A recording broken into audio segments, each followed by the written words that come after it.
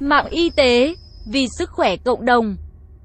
Chào bạn, bạn đang nghe audio chuyên mục mẹo vặt về sức khỏe trên website mạng y tế.vn. Chăm sóc ông bà, cha mẹ trong dịp Tết. Thời tiết ngày Tết thường giá lạnh, nhiều khi còn gặp mưa phùn, gió bấc ảnh hưởng nhiều đến sinh hoạt. Lạnh rét người cao tuổi rất dễ mắc các bệnh cảm lạnh, cúm, viêm mũi, họng, viêm phế quản, vân vân. Do lạnh, các bệnh mãn tính cũng nặng lên như thấp khớp, loét dạ dày, tăng huyết áp, người bệnh tim mạch dễ bị nhồi máu cơ tim, đột quỵ. Ngày Tết việc ăn uống, nghỉ ngơi thất thường cũng làm ảnh hưởng xấu tới sức khỏe. 1. Ảnh hưởng của sinh hoạt ngày Tết với sức khỏe. Mỗi khi Tết đến xuân về, mọi gia đình Việt Nam đều đoàn tụ để đón xuân, mừng tuổi cho ông bà cha mẹ, cầu mong ông bà, cha mẹ luôn khỏe mạnh, sống lâu, làm chỗ dựa về tinh thần, tình cảm cho con cháu yên tâm làm ăn, công tác và học hành tiến bộ. Có thể nói các bậc cha mẹ là tâm điểm để con cháu quan tâm chăm sóc trong ngày Tết.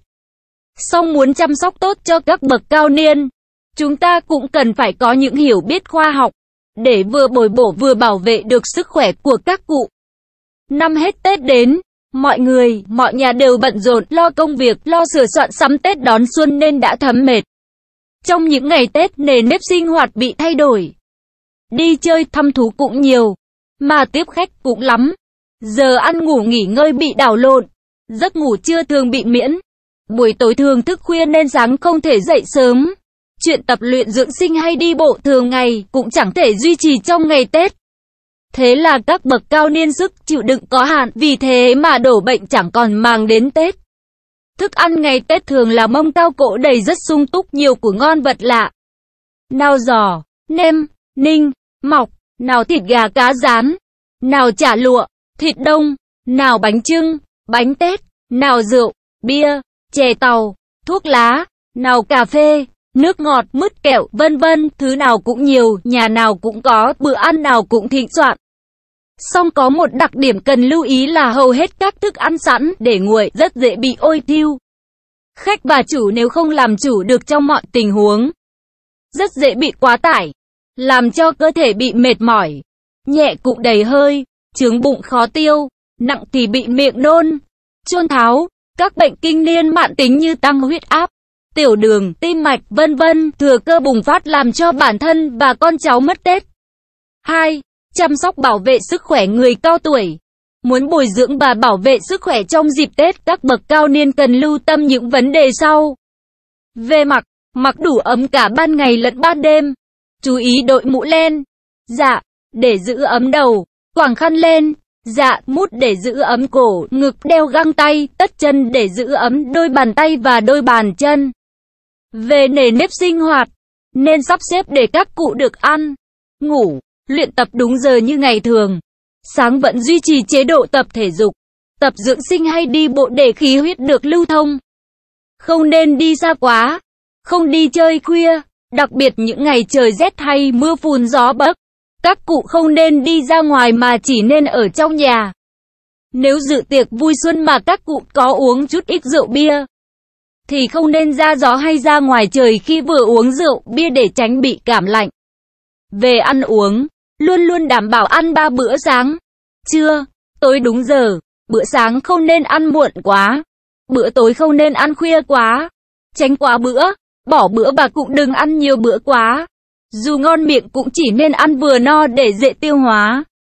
Đối với người có bệnh tim mạch, càng không nên ăn no quá, vì khi ăn no máu phải dồn nhiều về dạ dày để giúp sự tiêu hóa, có thể làm cho cơ tim và não bị thiếu máu, dẫn đến hậu quả là bị đau thắt ngực, nhồi máu cơ tim, có khi còn gây đột quỵ.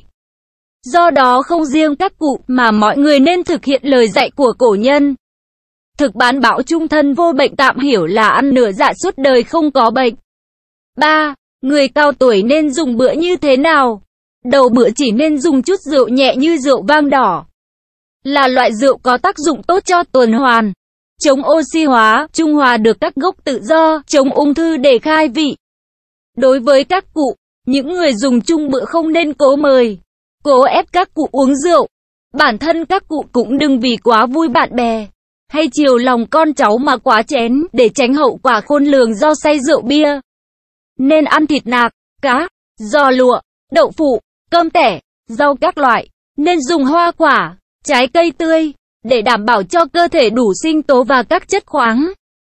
Vi lượng các loại vitamin là những chất chống oxy hóa.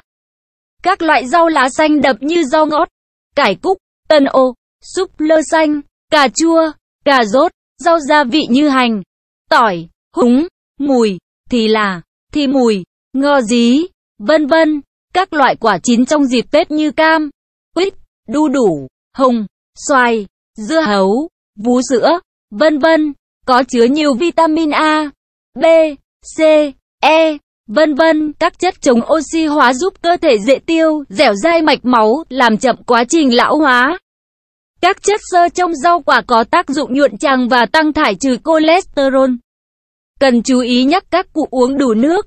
Tốt nhất là nước trái cây tươi như nước chanh, chanh leo, nước cam và thông dụng nhất là nước đun sôi để nguội.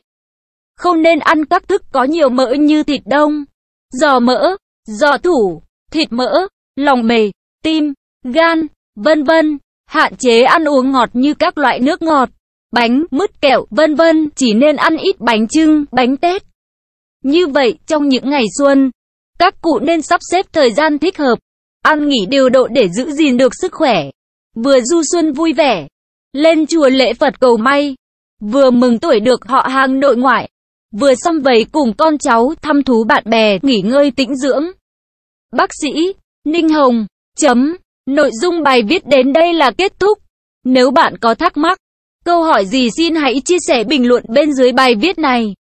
Mời bạn hãy đăng ký kênh Mạng Y tế, chia sẻ bài viết này tới bạn bè và theo dõi thêm những audio tiếp theo. Hy vọng bài viết này sẽ đem lại cho bạn nhiều điều bổ ích. Chúc bạn luôn mạnh khỏe.